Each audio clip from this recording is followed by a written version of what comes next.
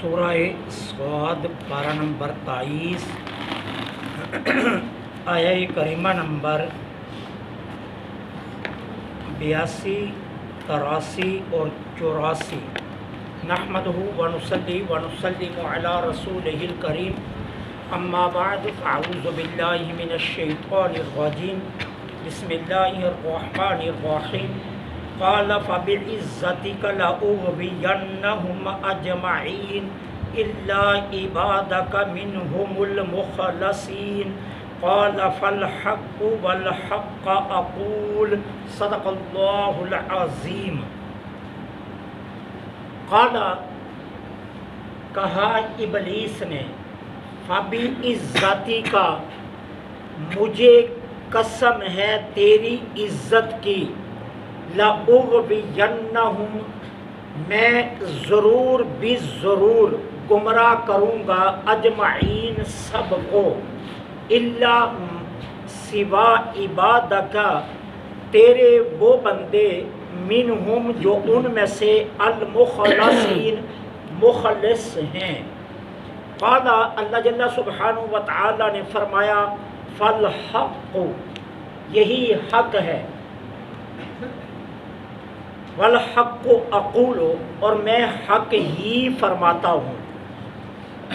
جب اللہ جل سبحانہ و تعالی نے ابلیس کو مہلت دے دی روز قیامت تک، تو اس نے کہا کہ چونکہ آدم کی وجہ سے مجھے جنت سے نکالا جا رہا ہے، آدم کی وجہ سے مجھے آسمانوں سے نکالا جا رہا ہے، آدم کی وجہ سے مجھے مرجوم کیا جا رہا ہے، آدم کی وجہ سے مجھے دھتکارا جا رہا ہے، اب میں اپنا بدلہ کیسے لوں گا؟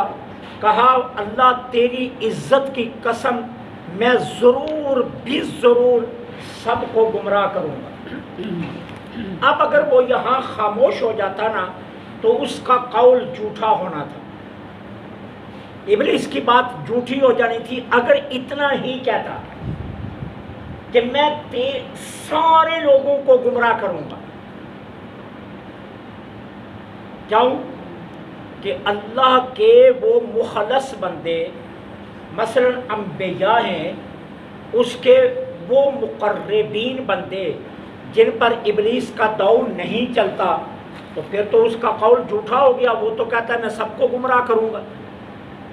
اس لیے جھوٹ سے بچنے کے لیے اس نے فوراً استثناء کیا، کہا الا عبادک، ہاں سوا تیرے ان بندوں میں سے جو مخلص ہیں، میں انہیں گمراہ نہیں کر سکوں، تیرے مخلص بندوں کو میں گمراہ نہیں کر سکوں گا، باقی سب کو میں گمراہ کروں گا۔ اب یہ مخلص کا جو لفظ ہے نا، یہ دو طرح پڑھا جاتا ہے، اس کو اچھی طرح سمجھ لینا۔ ایک لام پر زبر سے پڑھا جاتا ہے مخلص، اور ایک پڑھا جاتا ہے لام کے نیچے زیر مخلص۔ مخلص اور مخلص یہ دونوں طرح پڑھا جاتا ہے۔ اب اگر ہم اس کو لام پر زبر سے پڑھیں مخلص، تو پھر اس کا معنی یہ ہوگا کہ جن کو اللہ تعالی عز و جل نے اپنی عبادت کے لیے خالص کر لیا ہے۔ اللہ مخلص سے مراد کون بندے ہوں گے؟ وہ بندے کہ جن کو اللہ نے اپنی عبادت کے لیے خالص کر لیا ہے، اور ابلیس ان کو گمراہ نہیں کر سکتا۔ وہ ہیں انبیاء کہ جن پر کوئی داؤ اس کا نہیں چل سکتا۔ اب اگر ہم اس کو مخلص پڑھیں تو پھر یہ معنی بنے، اب اگر ہم لام کے نیچے زیر پڑھیں مخلص تو پھر اس کا معنی کیا ہوگا؟ اللہ کے وہ بندے جنہوں نے اپنی عبادات کو اور اپنے تمام اعمال کو اللہ کے لیے خالص کر لیا۔ اگر لام کے نیچے زیر پڑھیں تو وہ بندے کہ جنہوں نے اپنے تمام عبادات کو اور اپنے تمام اعمال کو اللہ کے لیے خالص کر لیا ہے، اور اس میں ریا کا کوئی شائبہ بھی نہیں آنے دیتے۔ ابلیس نے کہا ایسے بندے کہ جنہوں نے اپنی تمام عبادات کو تیری ذات کے لیے خالص کر دیا، ریا کا شائبہ بھی پیدا نہیں ہونے دیتے، مالک مجھے جتنی مرضی طاقت مل جائے میرا داؤ ان پر نہیں چلے گا۔ اور یہ کون ہے؟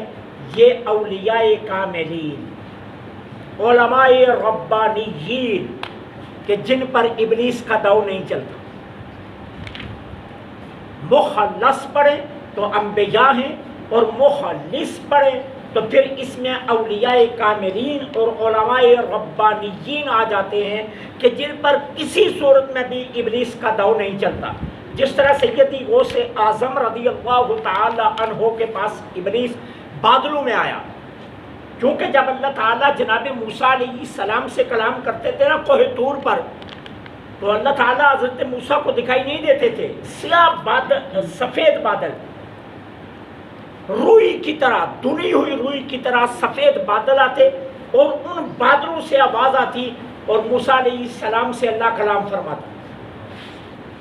اب ایک مرتبہ سیدی غوث اعظم رضی اللہ تعالیٰ عنہ اپنی خانقاہ پر تشریف فرماتے تو سفید روئی کی طرح دھلے ہوئے بادلوں میں ابلیس آیا اور آ کر کہنے لگا، اے عبد القادر، میں تیرا رب ہوں، تو نے مجھ اتنی عبادت کی ہے، اتنی عبادت کی ہے کہ آج کے بعد میں ساری عبادات تجھے معاف کر رہا ہوں۔ آج کے بعد تو نماز پڑھے نہ پڑھے تجھے کوئی گناہ نہیں ہوگا، تو رات کو اٹھے نہ اٹھے تجھے کوئی گناہ نہیں ہے۔ آپ نے فرمایا لا حول ولا قوت الا باللہ العلی العظیم۔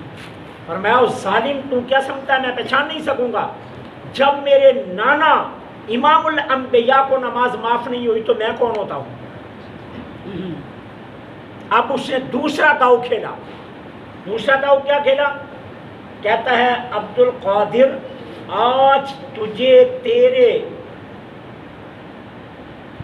عبادات نے، تیرے علم نے آج تجھے بچا لیا۔ آپ نے پھر فرمایا میں تیرے اوپر لعنت بھیجتا ہوں، مجھے میری عبادات و علم نے نہیں بچایا، مجھے میرے رب کے فضل نے بچایا۔ سبحان اللہ۔ کیونکہ علم پر اور عبادات پر گمنڈ کرنا یہ بھی تو شیطان کا داؤ ہے۔ تو آپ نے فرمایا نہیں، مجھے میرے رب کے فضل نے بچایا ہے،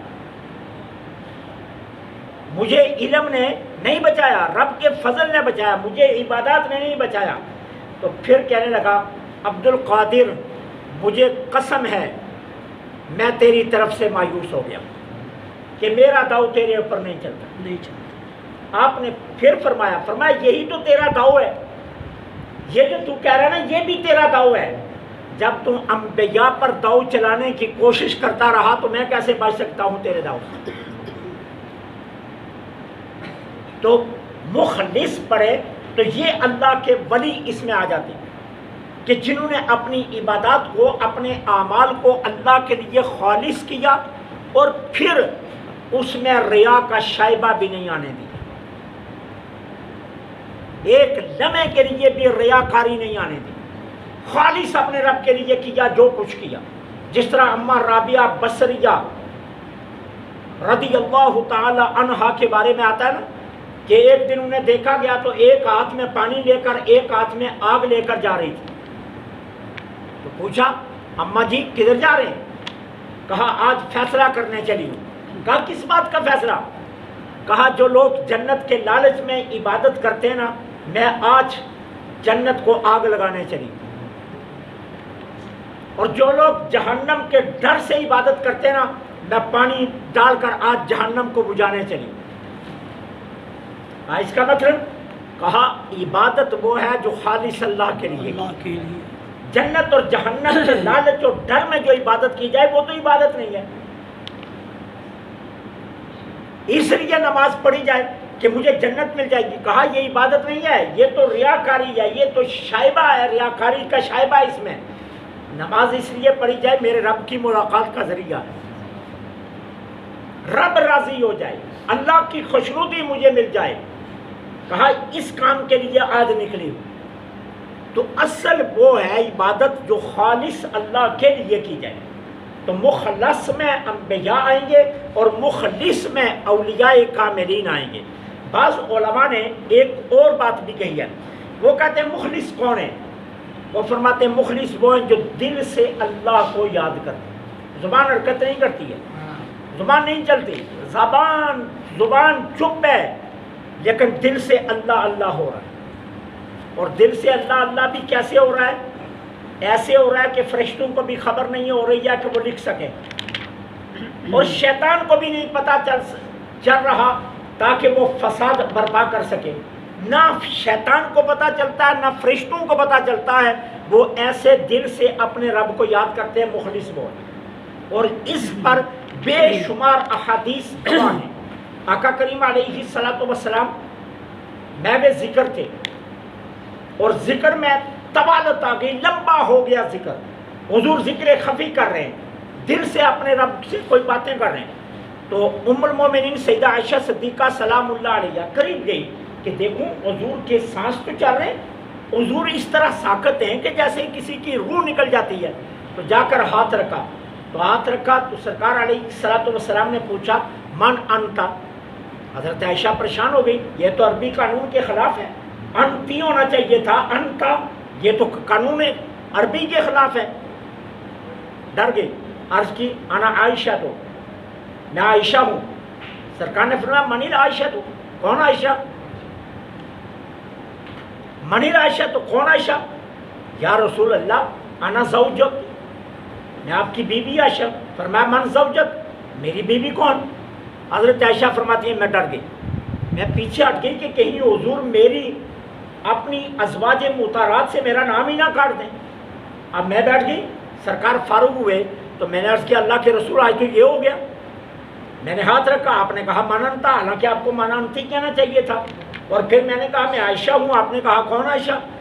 تو سرکار نے فرمایا عائشہ میں بعض اوقات اپنے رب کے ساتھ اس طرح ہوتا ہوں کہ جبریل امین کو بھی پتہ نہیں ہوتا میں اور میرا رب کیا کلام کر رہے ہیں. حاملین عرش کو بھی خبر نہیں ہوتی ہے کہ میری اور میرے رب کی ملاقات ہو رہی ہے. تو یہ ہے دل سے یاد کرنا. اسی طرح حدیث پاک میں آتا ہے قیامت کے دن ایک بندہ ہوگا, اس کے 99 رجسٹر آئیں گے, 99 رجسٹر آئیں گے. اب دیکھا جائے گا سارے رجسٹر گناہ سے بھرے ہوئے, ایک نیکی بھی نہیں, ایک نیکی بھی نہیں. اللہ تعالیٰ پوچھیں گے اچھی طرح اپنے رجسٹر دیکھ لے, یہ تیرے کام کیے ہوئے نا؟ جی مولا میرے ہی کیے. کسی کام سے انکار تو نہیں کرتا؟ جی انکار نہیں کرتا. اچھا اسے ترازو پر رکھو. بندہ کہے گا مولا اس کو ترازو پر رکھنا ہے, ایک پلڑے پر تو یاد دیں گے, دوسرے پر رکھنے کے لیے کچھ آئی نہیں, تو رکھنا کس لیے؟